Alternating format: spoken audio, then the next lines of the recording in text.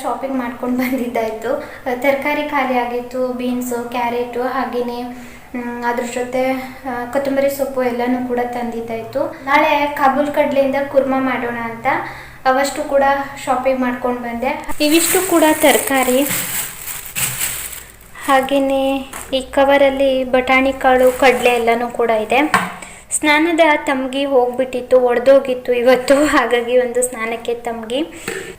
ಇನ್ನು ನಾನು ಈ ಟಬ್ಬನ್ನು ಯಾಕೆ ತಂದಿದ್ದೀನಿ ಅಂತಂದರೆ, ದೇವ್ರ ಮನೆಯಲ್ಲಿ ಕೆಳಗಡೆ ಸಾಮಗ್ರಿಗಳನ್ನೆಲ್ಲ ಹಾಗೆ ಇಡ್ತಾ ಇದ್ದೆ. ದೇವರ ಹರಿವಣ, ಕೆಲವೊಂದಿಷ್ಟು ದೇವರ ಮನೆಗೆ ಏನೇನು ಬೇಕಾಗತ್ತೆ ನೋಡಿ ಎಲ್ಲ ಕೂಡ ನೆಲಕ್ಕೇ ಜೋಡಿಸ್ಕೊಳ್ತಾ ಇದ್ದೆ. ನನಗೆ ಮತ್ತೆ ಅಲ್ಲಿ ಇಡೋದಕ್ಕೆ ಏನೂ ಕೂಡ ಇರಲಿಲ್ಲ.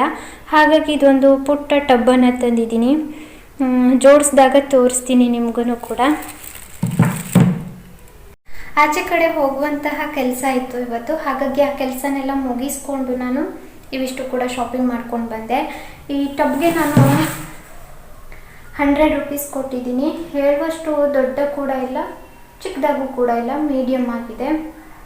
100 ರೂಪೀಸ್ ಕೊಟ್ಟಿದ್ದು.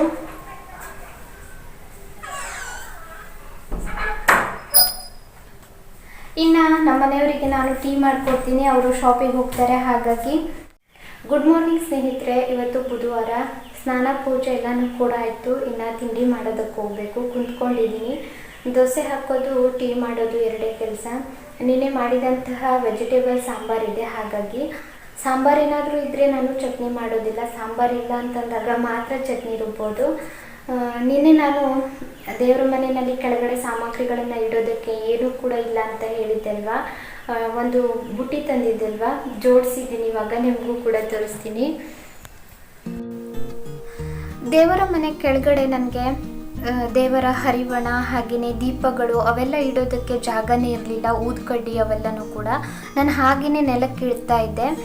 ಹಾಗಾಗಿ ಈ ಟಬ್ಬನ್ನು ತಂದಿದ್ದು. ಇಲ್ಲಿ ಆಯಿಲ್ ಬಾಟಲ್ ಇಟ್ಟಿದ್ದೀನಿ, ಕೆಳಗಡೆ ಪೇಪರ್ ಹಾಕಿದ್ದೀನಿ ಎಣ್ಣೆ ಇಳಿಯತ್ತೆ ಅಂತ. ಮಿಕ್ಕಿದ್ದೆಲ್ಲ ದೇವರ ಸಾಮಗ್ರಿಗಳನ್ನು ನಾನು ಈ ಟಬ್ಬಲ್ಲಿ ಜೋಡಿಸ್ಕೊಂಡಿದ್ದೀನಿ ನೀಟಾಗಿ.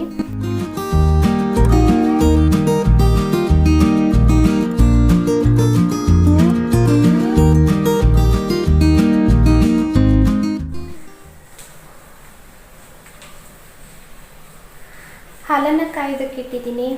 ಇನ್ನು ಟಬ್ಬಲ್ಲಿರುವಂತಹ ಪಾತ್ರೆಗಳನ್ನೆಲ್ಲ ಎತ್ತಿ ಜೋಡಿಸ್ಬಿಟ್ಟು ದೋಸೆ ಹಾಕೋದು, ಟೀ ಮಾಡ್ಕೊಂಡು ಕುಡಿಯೋದು ಎರಡೇ ಕೆಲಸ. ಸಾಂಬಾರಿದೆ ದೋಸೆ ಜೊತೆ, ಹಾಗಾಗಿ ತಿಂಡಿ ಮುಗಿಸಿ ನಾನು ಆಮೇಲೆ ಸಿಗ್ತೀನಿ. ಬೇಗ ತಿಂಡಿ ಮುಗಿಸೋಣ ಅಂತ ಹಸಿವೆ ಆಗ್ತಾ ಇದೆ. ಹಾಗಾಗಿ ಗಂಟೆ 11 ಆಗ್ತಾ ಇದೆ. ಟೀ ಮುಗಿಸಿ ನಾನು ಪಾತ್ರೆ ತೊಳೆದು ಒಂದು ವಿಡಿಯೋ ಅಪ್ಲೋಡ್ ಹಾಕಿಬಿಟ್ಟು ಬಟ್ಟೆ ಕೆಲಸಕ್ಕೆ ಹೋಗಿದ್ದೆ. ಎಲ್ಲ ಕೆಲಸ ಕೂಡ ಮುಗೀತು. ರೆಸಿಪಿ ಚಾನಲ್ಗೆ ಒಂದು ವಿಡಿಯೋ ಅಪ್ಲೋಡ್ ಹಾಕಿದ್ದೆ, ಅಪ್ಲೋಡ್ ಆಗಿದ್ದಾಗಿದೆ. ಇವತ್ತು ಬುಧವಾರ ಯಾವಾಗಲೂ ಕೂಡ ನಮ್ಮ ಕಡೆ ಕರೆಂಟ್ ತೆಗಿತಾರೆ. ಪಲಾವ್ ಮಾಡೋಣ ಅಂತ ಅಂದ್ಕೊಂಡಿದ್ದೀನಿ. ಸ್ವಲ್ಪ ಬೇಗನೆ ಮಾಡ್ತಾ ಇದ್ದೀನಿ ಪಲಾವನ್ನು. ಯಾಕೆಂತಂದರೆ ಸ್ವಲ್ಪ ನಾನು ಮಸಾಲೆನ ರುಬ್ಬಿಟ್ಟು ಹಾಕ್ತೀನಿ, ಹಾಗಾಗಿ ರೆಸಿಪಿನೂ ಕೂಡ ಶೇರ್ ಮಾಡ್ತೀನಿ. ತರಕಾರಿಗಳನ್ನೆಲ್ಲ ಹಾಕಿಬಿಟ್ಟು ಪಲಾವ್ ಮಾಡೋದು ಅಂತ ಇವತ್ತು. ಬೇಗ ಅಡುಗೆ ಕೆಲಸನ ಮುಗಿಸ್ಕೊಳ್ತೀನಿ. ಯಾಕೆಂತಂದರೆ ಆಮೇಲೆ ಕರೆಂಟ್ ತೆಗೆದ್ರೆ ಕಷ್ಟ, ಹಾಗಾಗಿ ಮಸಾಲೆ ರುಬ್ಬಿಟ್ಕೊಳ್ತೀನಿ. ನಂತರ ಪಲಾವ್ ಮಾಡಿದ್ರೂ ಕೂಡ ನಡೆಯುತ್ತೆ. ಪಲಾವ್ ಮಾಡೋದಕ್ಕೆ ನಾನಿಲ್ಲಿ ಮೊದಲಿಗೆ ಮಸಾಲೆ ರುಬ್ಕೊಳ್ಳೋದಕ್ಕೆ ಸಾಮಗ್ರಿಗಳನ್ನು ತೆಗೆದಿಟ್ಟಿದ್ದೀನಿ. ಬೆಳ್ಳುಳ್ಳಿ, ಶುಂಠಿ, ಹಾಗೆಯೇ ಹಸಿಮೆಣಸು, ಸ್ವಲ್ಪ ತೆಂಗಿನ ತುರಿ, ಇದ್ರ ಜೊತೆ ಕೊತ್ತಂಬರಿ ಸೊಪ್ಪು, ಇವಿಷ್ಟನ್ನು ನಾನು ಗ್ರೈಂಡ್ ಮಾಡ್ಕೊಂಡು ಬರ್ತೀನಿ ಮಿಕ್ಸಿನಲ್ಲಿ. ಈ ಕಡೆ ನಾನು ತರಕಾರಿಗಳನ್ನು ಬೀನ್ಸು, ಕ್ಯಾರೆಟು, ಆಲೂಗಡ್ಡೆ, 1 ಟೊಮೆಟೊ, ಈರುಳ್ಳಿ ಇವಿಷ್ಟನ್ನು ಕೂಡ ಕಟ್ ಮಾಡಿ ಇಟ್ಕೊಂಡಿದ್ದೀನಿ. ಇದ್ರ ಜೊತೆ ನೀವು ನವಲ್ಕೋಲ್ ಗಡ್ಡೆ ಬರುತ್ತಲ್ವ, ಅದನ್ನು ಕೂಡ ಸೇರಿಸ್ಕೊಳ್ಬಹುದು. ನಮ್ಮ ಮನೆಯಲ್ಲಿ ನವಲ್ಕೋಲ್ ಗಡ್ಡೆ ಹಾಕಿದ್ರೆ ನಮ್ಮ ಮನೆಯವರಿಗೆ ಅಷ್ಟೊಂದು ಇಷ್ಟ ಆಗೋದಿಲ್ಲ, ಹಾಗಾಗಿ ನಾನಿಲ್ಲಿ ಸ್ಕಿಪ್ ಮಾಡಿದ್ದೀನಿ.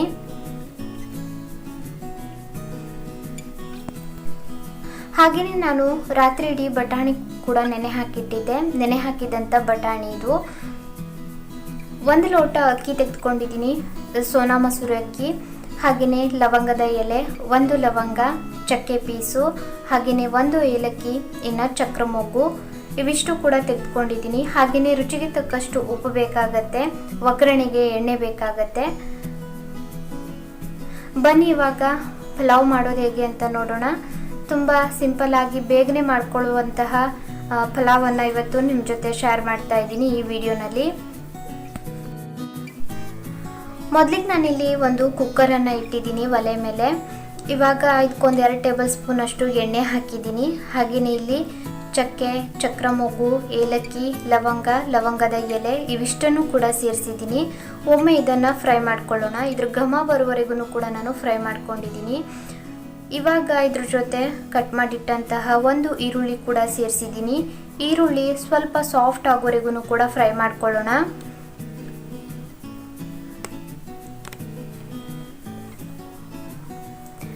ಈರುಳ್ಳಿ ಸ್ವಲ್ಪ ಸಾಫ್ಟ್ ಆಗ್ತಾ ಇದೆ ಆಗಲೇ ನಾನಿಲ್ಲಿ ರುಬ್ಬಿದಂತಹ ಮಸಾಲನ ಇದ್ರ ಜೊತೆ ಸೇರಿಸ್ಕೊಂಡಿದ್ದೀನಿ.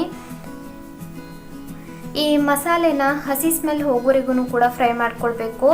ಹಸಿಮೆಣಸು, ಕೊತ್ತಂಬರಿ ಸೊಪ್ಪು, ತೆಂಗಿನ ತುರಿ, ಶುಂಠಿ ಮತ್ತು ಬೆಳ್ಳುಳ್ಳಿ ಸೇರಿಸ್ಬಿಟ್ಟು ನಾನು ಪೇಸ್ಟ್ ಮಾಡಿದ್ದಲ್ವ ಅದನ್ನು ಸೇರಿಸಿದ್ದೀನಿ. ಇದ್ರ ಹಸಿ ಸ್ಮೆಲ್ ಹೋಗೋವರೆಗೂ ಕೂಡ ನಾನಿಲ್ಲಿ ಫ್ರೈ ಮಾಡ್ಕೊಳ್ತಾ ಇದ್ದೀನಿ. ಚೆನ್ನಾಗಿ ಕುದೀತಾ ಇದೆ, ಇಲ್ಲಿ ನೀವು ನೋಡ್ತಾ ಇರಬಹುದು. ಈ ಟೈಮ್ನಲ್ಲಿ ನಾನು ಅಕ್ಕಿನ ತೊಳೆದ್ಬಿಟ್ಟು ಇದ್ರ ಜೊತೆ ಸೇರಿಸ್ಕೊಂಡಿದ್ದೀನಿ. ಸೋನಾ ಮಸೂರ್ ಅಕ್ಕಿ, ನೀವು ಬಾಸುಮತಿ ರೈಸಲ್ಲೂ ಕೂಡ ಮಾಡ್ಕೊಳ್ಬಹುದು. ಅಕ್ಕಿ ಹಾಕಿದ ನಂತರ ನಾನು ಚೆನ್ನಾಗಿ ಮಸಾಲೆನಲ್ಲಿ ಫ್ರೈ ಮಾಡ್ಕೊಳ್ತಾ ಇದ್ದೀನಿ. ಅಕ್ಕಿನ ಫ್ರೈ ಮಾಡೋದ್ರಿಂದ ಪಲಾವು ಉದ್ರುದ್ರಾಗಿ ಬರುತ್ತೆ ರೈಸು. ಇವಾಗ ನಾನು ಇದ್ರ ಜೊತೆ ಸ್ವಲ್ಪ ಅರಿಶಿನ ಪೌಡರನ್ನು ಕೂಡ ಸೇರಿಸಿದ್ದೀನಿ. ಇವಾಗ ನಾವು ಇದಕ್ಕೆ ತರಕಾರಿಗಳನ್ನು ಸೇರಿಸ್ಕೊಳ್ಳೋಣ. ನಾನು ಕಟ್ ಮಾಡಿಟ್ಟಂತಹ ಕ್ಯಾರೆಟು, ಆಲೂಗಡ್ಡೆ, ಟೊಮೆಟೊ ಇವೆಲ್ಲನೂ ಕೂಡ ಇದ್ರ ಜೊತೆ ಸೇರಿಸ್ಕೊಳ್ತಾ ಇದ್ದೀನಿ. ಬೀನ್ಸ್ ಎಲ್ಲನೂ ಕೂಡ. ತರಕಾರಿ ಹಾಕಿದ ನಂತರ ನಾನಿಲ್ಲಿ ಬಟಾಣಿ ಕಾಳನ್ನು ಕೂಡ ಸೇರಿಸಿದ್ದೀನಿ. ಹಾಗೆಯೇ ಒಂದೊಳ್ಳೆ ಮಿಕ್ಸ್ ಕೊಡೋಣ ಇದಕ್ಕೆ. ತರಕಾರಿ ಹಾಕಿದ ನಂತರ ನಾನಿಲ್ಲಿ ಚೆನ್ನಾಗಿ ಮಿಕ್ಸ್ ಮಾಡ್ತಾ ಇದ್ದೀನಿ ಒಂದು 5 ನಿಮಿಷಗಳ ಕಾಲ. ತರಕಾರಿಗೆ ಮಸಾಲೆ ಎಲ್ಲನೂ ಕೂಡ ಹೀರ್ಕೊಳ್ಳಿ ಅಂತ. ಇದೇ ಟೈಮ್ನಲ್ಲಿ ನಾನು ಪಕ್ಕದಲ್ಲಿ ನೀರನ್ನು ಕೂಡ ಕಾಯೋದಕ್ಕೆ ಇಟ್ಟಿದ್ದೀನಿ. ಯಾವ ಲೋಟದಲ್ಲಿ ನಾನು ಅಕ್ಕಿನ ತೆಗೆದುಕೊಂಡಿದ್ದೆ ನೋಡಿ, ಅದೇ ಲೋಟದಲ್ಲಿ 2 ಲೋಟದಷ್ಟು ನೀರನ್ನು ಕಾಯೋದಕ್ಕೆ ಇಟ್ಟಿದ್ದೆ. ಇವಾಗ ಈ ನೀರನ್ನು ಇದಕ್ಕೆ ಸೇರಿಸ್ಕೊಂಡಿದ್ದೀನಿ.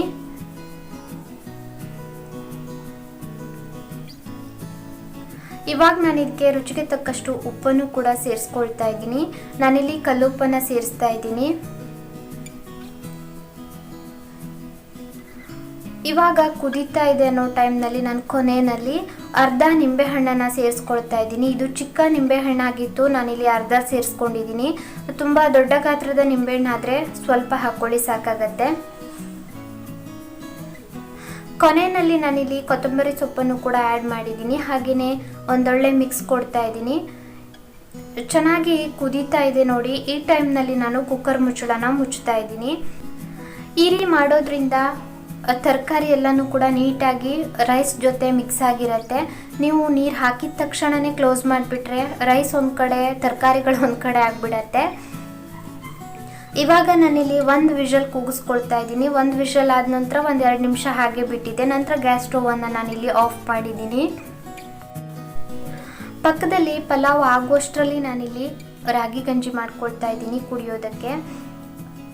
ರಾಗಿ ಹಿಟ್ಟನ್ನು ಒಡೆದು ಡಬ್ಬಕ್ಕೆ ಹಾಕ್ತಾ ಇದ್ದೀನಿ. ನಾನು ಪ್ಯಾಕೆಟ್ ರಾಗಿ ಹಿಟ್ಟನ್ನೇ ತರ್ತೀನಿ, ಪಟ್ಟಾಭಿ ಅವ್ರದ್ದು.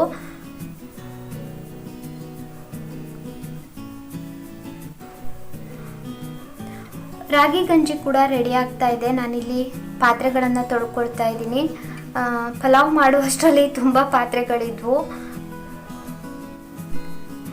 ಇವತ್ತು ಮಧ್ಯಾಹ್ನ ಊಟ ಪಲಾವು ಹಾಗೆಯೇ ಕುಡಿಯೋದಕ್ಕೆ ರಾಗಿ ಗಂಜಿ 2 ಕೂಡ ರೆಡಿ ಆಗ್ತಾ ಇದೆ. ಅಷ್ಟರಲ್ಲಿ ನಾನು ಇವಿಷ್ಟು ಕೂಡ ಪಾತ್ರೆ ತೊಳೆದ್ಬಿಟ್ಟು ಮುಗಿಸ್ತೀನಿ ಬೇಗ. ನೀವು ಕೇಳಬಹುದು ಮತ್ತೆ ಪಲಾವ್ ಜೊತೆ ಏನು ಹಾಕ್ಕೊಂಡು ತಿಂತೀರಾ ಅಂತ. ಮೊಸರು ಬಜ್ಜಿ ಏನೂ ಕೂಡ ಮಾಡಿಲ್ಲ ನಾನಿವತ್ತು. ಪಲಾವ್ ಜೊತೆ ನಮ್ಮ ಮನೆಯವರು ಮೊಸರನ್ನು ಹಾಕ್ಕೊಂಡು ತಿಂತಾರೆ. ನಾನು ಹಾಗೆ ತಿಂತೀನಿ. ನನಗೆ ಪಲಾವನ್ನು ಹಾಗೆ ತಿನ್ನೋದಂತಂದರೆ ತುಂಬ ಇಷ್ಟ. ನಾನು ಮತ್ತೆ ಅದ್ರ ಜೊತೆ ಮೊಸರೇನು ಕೂಡ ಸೇರಿಸೋದಿಲ್ಲ. ಪಲಾವು ತುಂಬ ಟೇಸ್ಟಿಯಾಗಿ ಬಂದಿತ್ತು. ನೀವು ಕೂಡ ಒಮ್ಮೆ ಟ್ರೈ ಮಾಡಿ ನಿಮ್ಮ ಅಭಿಪ್ರಾಯವನ್ನು ಕಾಮೆಂಟಲ್ಲಿ ತಿಳಿಸಿ. ಮಾತಾಡ್ತಾ ನಾನು ಪಾತ್ರೆ ಕೂಡ ತೊಳೆದು ಮುಗಿಸಿದೆ. ಪಾತ್ರೆ ತೊಳೆದು ಮುಗಿಸಿ ನಾನು ಕಿಚನ್ ರೂಮನ್ನು ಕೂಡ ಒಮ್ಮೆ ನೀಟ್ ಮಾಡ್ಕೊಳ್ತಾ ಇದ್ದೀನಿ.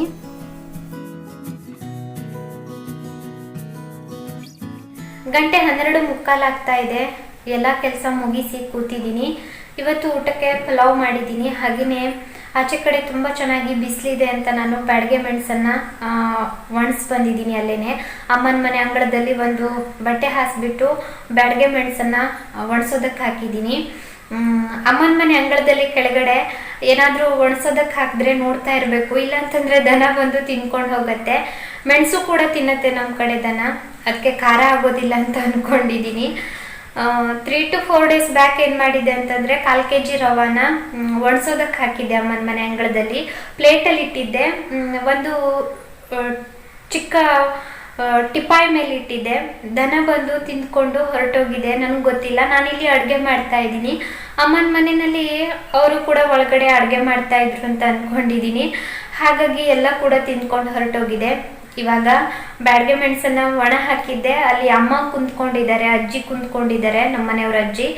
ಹಾಗಾಗಿ ಮೇಲ್ಗಡೆ ಬಂದಿದ್ದೀನಿ. ಕುಕ್ಕರ್ ಪೂರ್ತಿ ತಣ್ಣಗಾಗಿದೆ. ಬನ್ನಿ ಇವಾಗ ಪಲಾವು ಹೇಗಾಗಿದೆ ಅಂತ ನೋಡೋಣ. ತುಂಬ ಸೂಪರ್ ಆಗಿ ಬಂದಿದೆ. ತುಂಬ ಬಿಸಿ ಇದೆ. ನಾನಿಲ್ಲಿ ನಿಧಾನಕ್ಕೆ ಇದನ್ನು ತಿರುಗಿಕೊಳ್ತಾ ಇದ್ದೀನಿ, ಇಲ್ಲಾಂತಂದರೆ ಮುದ್ದೆ ಥರ ಆಗಿಬಿಡತ್ತೆ. ತುಂಬ ಬಿಸಿ ಇದ್ದಾಗಲೇ ನೀವು ತಿರುವುದಾಗ.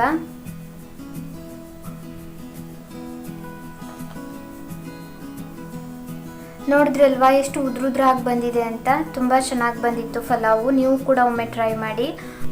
ಡಬ್ಬಕ್ಕೆ ಹಾಕ್ತಾ ಇದ್ದೀನಿ ಪಲಾವನ್ನು. ಎಲ್ಲಿ ತೆಗೆದುಕೊಂಡು ಹೋಗ್ತಾ ಇದ್ದೀನಿ ಅಂತ ವಿಚಾರ ಮಾಡ್ತಾ ಇದ್ರ. ನನ್ನ ಸಿಸ್ಟರ್ಗೆ ಕೊಡೋಣ ಅಂತ ಸ್ವಲ್ಪ ಡಬ್ಬಕ್ಕೆ ಹಾಕ್ತಾ ಇದ್ದೀನಿ. ಅಕ್ಕ ಕೂಡ ತುಂಬ ಇಷ್ಟಪಟ್ಟರು, ತುಂಬ ಚೆನ್ನಾಗಾಗಿತ್ತು ಅಂತ ಹೇಳ್ತಾ ಇದ್ರು ಸಂಜೆ ಹೊತ್ತಲ್ಲಿ.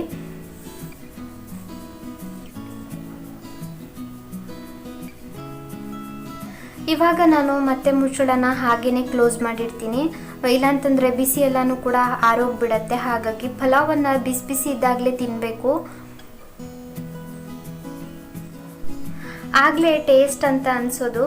ತೀರಾ ತಣ್ಣಗಾದ್ಮೇಲೆ ತಿಂದರೆ ಅಷ್ಟೊಂದು ಟೇಸ್ಟ್ ಅಂತ ಅನಿಸೋದಿಲ್ಲ. ನಾನು ಊಟ ಎಲ್ಲ ಮುಗಿಸಿ ಪಾತ್ರೆಗಳನ್ನೆಲ್ಲ ತೊಳೆದು ನಂತರ ಸಿಗ್ತಾ ಇದ್ದೀನಿ. 3 ಗಂಟೆ ಆಗ್ತಾ ಇದೆ. ಬ್ಯಾಡಗೆ ಮೆಣಸನ್ನು ನಾನು ಒಣ ಹಾಕಿ ಬಂದಿದ್ದೆ ಅಮ್ಮನ ಮನೆ ಅಂಗಳದಲ್ಲಿ ಕೆಳಗಡೆ. ಅದನ್ನು ತಂದ್ಬಿಟ್ಟು ಇವಾಗ ಮೆಣಸಿನ ತೊಟ್ಟನ್ನು ತೆಗೆದು ಡಬ್ಬಕ್ಕೆ ಹಾಕ್ತಾ ಇದ್ದೀನಿ. ನೀವು ಕೇಳಬಹುದು, ಇಷ್ಟೊಂದು ಮೆಣಸು ತಿಂತೀರಾ, ಇಷ್ಟೊಂದು ಬೇಕಾ ಅಂತ. ಮೆಣಸನ್ನು ತಂದಿಟ್ಟರೆ ಹಾಳಾಗೋದಿಲ್ಲ, ಮತ್ತೆ ತರುವಂತಹ ಕೆಲಸ ಇಲ್ಲ ಅಂತ ಸ್ವಲ್ಪ ಜಾಸ್ತಿನೇ ತಂದುಬಿಟ್ಟು ಬಿಸಿಲಿಗೆ ಹಾಕಿದ್ವಿ. ಆವತ್ತೊಂದಿನ ವಿಡಿಯೋನಲ್ಲಿ ಶೇರ್ ಮಾಡಿದ್ದೆ ಕೂಡ ಹೌದು. 1.5 kg ಅಷ್ಟು ಮೆಣಸು ತಂದಿದ್ದೆ ಅಂತ. ಅದನ್ನೇ ಇನ್ನೊಮ್ಮೆ ಬಿಸಿಲಿಗೆ ಹಾಕಿದ್ದಷ್ಟೇ. ಇವಾಗ ತೊಟ್ಟು ತೆಗಿತಾ ಇದ್ದೀನಿ. ತೊಟ್ಟನ್ನೆಲ್ಲ ತೆಗೆದು ಡಬ್ಬಕ್ಕೆ ಹಾಕಿಟ್ರೆ ಸಾಂಬಾರು ಮಾಡುವಾಗ ಈಸಿ ಆಗುತ್ತೆ. ಮೆಣಸನ್ನು ತೆಗೆದು ಸಾಂಬಾರು ಮಾಡೋದಷ್ಟೇ ಕೆಲಸ ಇರುತ್ತೆ. ಇಲ್ಲಾಂತಂದರೆ ಮತ್ತೆ ತೊಟ್ಟನ್ನೆಲ್ಲ ತೆಗಿತಾ ಇರಬೇಕಾಗತ್ತೆ. ನಾವು ಬ್ಯಾಡಗೆ ಮೆಣಸನ್ನೇ ಉಪಯೋಗಿಸೋದು, ಗುಂಟೂರು ಮೆಣಸಿನ್ಕಾಯಿ ಅವೆಲ್ಲನೂ ಕೂಡ ತರಿಸೋದಿಲ್ಲ. ಇವಿಷ್ಟು ಮೆಣಸಿನ ತೊಟ್ಟು ತೆಗೆಯೋದಕ್ಕೆ ನನಗೆ ಒಂದು 15 ನಿಮಿಷ ಟೈಮ್ ಹಿಡಿಯಿತು. 15ರಿಂದ 20 ನಿಮಿಷ ಟೈಮ್ ಹಿಡಿಯಿತು. ತುಂಬ ಗರ್ಗರಿಯಾಗಿ ಒಣಗಿದೆ, ತುಂಬ ಚೆನ್ನಾಗಿ ಬಿಸಿಲಿತ್ತು. ಮತ್ತು ಬಿಸಿಲಿಗೆ ಹಾಕುವಂಥ ಅವಶ್ಯಕತೆ ಇಲ್ಲ. ತುಂಬ ದಿನ ಬರುತ್ತೆ ಮೆಣಸು. ನನಗೆ ಇದು ಒಂದು 2 ತಿಂಗಳ ಬರುತ್ತೆ ಅಂತ ಅಂದ್ಕೊಂಡಿದ್ದೀನಿ. ಇವಿಷ್ಟು ಕೂಡ ಒಂದು ಡಬ್ಬ ಪೂರ್ತಿ ಆಯಿತು ತೊಟ್ಟು ತೆಗೆದ ನಂತರನೂ. ಸಂಜೆ 5 ಗಂಟೆ ಆಗ್ತಾ ಇದೆ. ವ್ಲಾಗನ್ನು ಎಂಡ್ ಮಾಡೋಣ ಅಂತ ಕೂತಿದ್ದೀನಿ. ಇತ್ತೀಚಿನ ದಿನಗಳಲ್ಲಿ ನೀವು ಕಾಮೆಂಟ್ಸಲ್ಲಿ ಕೇಳ್ತಾ ಇರುವಂತಹ ಕಾಮನ್ ಪ್ರಶ್ನೆಗಳನ್ನು ನೋಟ್ ಮಾಡಿಟ್ಟಿದ್ದೆ. ಅದಕ್ಕೆ ಆನ್ಸರ್ ಮಾಡಿಬಿಟ್ಟು ನಾನು ಇವತ್ತಿನ ಈ ವಿಡಿಯೋನ ಇಲ್ಲಿಗೆ ಎಂಡ್ ಮಾಡ್ತಾ ಇದ್ದೀನಿ. ಮೊದಲನೇ ಪ್ರಶ್ನೆ, ನೀವು ತುಂಬ ಸಣ್ಣ ಇದ್ದೀರಾ, ತುಂಬ ಸ್ಲಿಮ್ ಆಗಿದ್ದೀರಾ, ಹೇಗೆ? ನಾನು ತುಂಬ ದಪ್ಪ ಇದ್ದೀನಿ, ನಾನು ಕೂಡ ವೆಯ್ಟ್ ಲಾಸ್ ಮಾಡಬೇಕು ಅಂತ ನೀವು ತುಂಬ ಜನ ಕೇಳ್ತಾ ಇರ್ತೀರಿ. ಮುಂಚೆಯಿಂದನೂ ಕೂಡ ನಾನು ಇರೋದೇ ಹೀಗೆ, ತುಂಬ ವೀಕೇನೆ ನಾನು ಇರೋದೇನೆ. ಮುಂಚೆಲ್ಲನೂ ಕೂಡ ಸ್ವಲ್ಪ ದಪ್ಪ ಇದ್ದೆ ಅಂತ ಹೇಳ್ಬಹುದು. ಇವಾಗ ಸ್ವಲ್ಪ ವೀಕ್ ಆಗಿದ್ದೀನಿ ಅಷ್ಟೇ. ಏನು ಕೂಡ ಟಿಪ್ಸ್ ಇಲ್ಲ. ನಾನು ಕೂಡ ನನಗೆ ಎಷ್ಟು ಬೇಕೋ ಅಷ್ಟು ಹೊಟ್ಟೆಗೆ ತಿಂತೀನಿ, ಚೆನ್ನಾಗಿ ಊಟ ಮಾಡ್ತೀನಿ. ಏನೂ ಕೂಡ ಟಿಪ್ಸ್ ಇಲ್ಲ. ನನ್ನ ಮನೆ ಕೆಲಸ ಎಲ್ಲನೂ ಕೂಡ ನಾನೇ ಮಾಡ್ಕೊಳ್ತೀನಿ. ಅದೇ ಟಿಪ್ಸ್ ಇರ್ಬೋದು ಅಂತ ಅಂದ್ಕೊಂಡಿದ್ದೀನಿ. ಇನ್ನು 2ನೇ ಪ್ರಶ್ನೆ, ಶನಿವಾರದ ವಿಡಿಯೋಗೆ ಇವರು ಕಮೆಂಟ್ ಹಾಕಿದ್ದಾರೆ, ಅಪ್ಪು ಅವರು. ಶನಿವಾರದ ವಿಡಿಯೋದಲ್ಲಿ ನಾನು ಸಂತೆ ಮಾರ್ಕೆಟಿಂದ ಶಾಪಿಂಗ್ ಮಾಡಿದ್ದೆ ಅಲ್ವಾ, ಅದನ್ನೆಲ್ಲ ನೋಡಿಬಿಟ್ಟು ಕಮೆಂಟ್ ಹಾಕಿದ್ದಾರೆ. ಇಷ್ಟೆಲ್ಲ ತಿಂತೀರಾ ಆದ್ರೂ ಕೂಡ ನೀವು ದಪ್ಪ ಆಗೋದಿಲ್ಲ, ಏನಕ್ಕೆ ದಪ್ಪ ಆಗ್ತಾ ಇಲ್ಲ, ಎನರ್ಜಿ ಎಲ್ಲ ಎಲ್ಲಿ ಹೋಗುತ್ತೆ ಅಂತ ಕಮೆಂಟ್ ಹಾಕಿದ್ದಾರೆ. ನಾನು ಶನಿವಾರದ ದಿನ ತರಕಾರಿ ತಂದರೆ ಇನ್ನೂ ಒಂದು ಶನಿವಾರದವರೆಗೂ ಕೂಡ ಆ ತರಕಾರಿಗಳನ್ನು ನಾನು ಫ್ರಿಜ್ಜಲ್ಲಿ ಇಡ್ತೀನಿ. ತಂದಿದ ತಕ್ಷಣ ಒಮ್ಮೆಲೇ ಎಲ್ಲನೂ ಕೂಡ ತಿನ್ನೋದಿಲ್ಲ. ಡೈಲಿ ಒಂದೊಂದು ತರಕಾರಿನ ಅಡುಗೆ ಮಾಡ್ತೀವಿ ಅಷ್ಟೇ. ಅತ್ತೆ ಯಾವಾಗಲೂ ಕೂಡ ಹೇಳ್ತಾರೆ 30 ವರ್ಷ ದಾಟಿದ ನಂತರ ದಪ್ಪ ಆಗ್ತಾರೆ ಅಂತ. ನೋಡೋಣ, ದಪ್ಪ ಆದ್ರೂ ಆಗ್ಬಹುದಲ್ವಾ. ನಾನು ಯಾವತ್ತೂ ಕೂಡ ನಾನು ವೀಕ್ ಆಗಿದ್ದೀನಿ ಅಂತ ಯಾವತ್ತೂ ಕೂಡ ಟೆನ್ಷನ್ ಮಾಡ್ಕೊಳ್ಳೋದಿಲ್ಲ. ನಾನು ಆರೋಗ್ಯವಾಗಿದ್ದರೆ ಸಾಕು ಅಷ್ಟೇ. ಮುಂಚೆಯಿಂದನೂ ಕೂಡ ನಾನು ಇದ್ದಿದ್ದೆ ಹೀಗೆ. ಇನ್ನು ನೀವು ತುಂಬ ಜನ ನಿಮ್ಮ ಹೆಲ್ತ್ ನೋಡ್ಕೊಳ್ಳಿ, ಹೊಟ್ಟೆಗೆ ತಿನ್ನಿ ಅಂತೆಲ್ಲನೂ ಕೂಡ ಕಮೆಂಟ್ ಹಾಕ್ತೀರಾ. ನಾನು ಕೂಡ ನನ್ನ ಹೊಟ್ಟೆಗೆ ಎಷ್ಟು ಬೇಕೋ ಅಷ್ಟನ್ನು ನಾನು ತಿಂತೀನಿ, ನನ್ನ ಹೆಲ್ತ್ ಕಡೆ ಕೂಡ ನಾನು ಗಮನ ಕೊಡ್ತೀನಿ. ಇನ್ನೂ ಒಂದಿಬ್ಬರು ತುಂಬ ಕೆಟ್ಟದಾಗಿ ಇತ್ತೀಚೆಗೆ ಕಮೆಂಟ್ ಬರೆದಿದ್ರು. ನಾನು ಆ ಕಮೆಂಟನ್ನು ನೋಟ್ ಮಾಡಿಲ್ಲ, ಹಾಗೆಯೇ ಕಮೆಂಟನ್ನು ನಾನು ಡಿಲೀಟ್ ಕೂಡ ಮಾಡಿಲ್ಲ, ಹಾಗೇ ಇದೆ. ಸದ್ಯದಲ್ಲಿ ಬಂದಿರುವಂತಹ ಕಮೆಂಟೇ. ನಾನು ಯಾವತ್ತೂ ಕೂಡ ಕೆಟ್ಟದಾಗಿ ಕಮೆಂಟ್ ಬರೆದಾಗ ತಲೆ ಕೆಡಿಸ್ಕೊಳ್ಳೋದಿಲ್ಲ. ಯಾವತ್ತೂ ಕೂಡ ಎಲ್ಲರೂ ಒಳ್ಳೆಯದನ್ನೇ ಮಾತಾಡೋದಕ್ಕೆ ಸಾಧ್ಯ ಇಲ್ಲ ಅಲ್ವಾ. ಒಳ್ಳೆಯವರ ಮಧ್ಯ ಕೆಟ್ಟದನ್ನು ಮಾತಾಡೋರು ಕೂಡ ಇರ್ತಾರೆ, ಏನು ಕೂಡ ಮಾಡೋದಕ್ಕಾಗೋದಿಲ್ಲ. ಪ್ರಪಂಚನೇ ಹೀಗೆ ಅಂತ ಅಂದ್ಕೊಂಡು ಬಿಡ್ಬೇಕಷ್ಟೇ. ನನಗೆ ಯಾವತ್ತೂ ಕೂಡ ಬೇಜಾರಿಲ್ಲ ನಾನು ತುಂಬ ಸಣ್ಣ ಇದ್ದೀನಿ ಅಂತ, ನನಗೆ ಯಾವತ್ತೂ ಕೂಡ ಬೇಜಾರಿಲ್ಲ. ಇತ್ತೀಚಿನ ದಿನಗಳಲ್ಲಿ ನಿಮಗೆ ಹಾಗೆ ಅನ್ನಿಸ್ತಾ ಇದೆ ನಾನು ತುಂಬ ಸಣ್ಣ ಇದ್ದೀನಿ, ಸಣ್ಣ ಆಗ್ತಾ ಇದ್ದೀನಿ ಅಂತ. ನಾನು ತುಂಬ ವೀಕ್ ಆಗಿದ್ರೂ ಕೂಡ ನಾನು ಆರೋಗ್ಯವಾಗೇ ಇದ್ದೀನಿ. ನನ್ನ ಹೆಲ್ತ್ ಕಡೆಗೂ ಕೂಡ ನಾನು ಗಮನ ಕೊಡ್ತೀನಿ. ಇಷ್ಟು ಹೇಳ್ತಾ ನನ್ನ ಇವತ್ತಿನ ಈ ವ್ಲಾಗನ್ನು ಇಲ್ಲಿಗೆ ಎಂಡ್ ಮಾಡ್ತಾ ಇದ್ದೀನಿ. ಇನ್ನು ನಿಮಗೇನಾದರೂ ಪ್ರಶ್ನೆಗಳಿದ್ದರೆ ಕಾಮೆಂಟಲ್ಲಿ ನೀವು ಕೇಳಬಹುದು, ಖಂಡಿತವಾಗಿಯೂ ನಾನು ಆನ್ಸರ್ ಮಾಡ್ತೀನಿ. ಇವತ್ತಿನ ಈ ವಿಡಿಯೋ ಇಷ್ಟ ಆಗಿದ್ದಲ್ಲಿ ಒಂದು ಲೈಕ್ ಮಾಡಿ, ಚಾನಲನ್ನು ಹೊಸದಾಗಿ ನೋಡ್ತಾ ಇದ್ದರೆ ದಯವಿಟ್ಟು ಸಬ್ಸ್ಕ್ರೈಬ್ ಮಾಡ್ಕೊಳ್ಳಿ. ಹೋಗಿ ಬರ್ತೀನಿ, ಸಿಗೋಣ ಇನ್ನೊಂದು ವಿಡಿಯೋದೊಂದಿಗೆ. ಅಲ್ಲಿವರೆಗೂ ನಿಮಗೆ ಧನ್ಯವಾದ.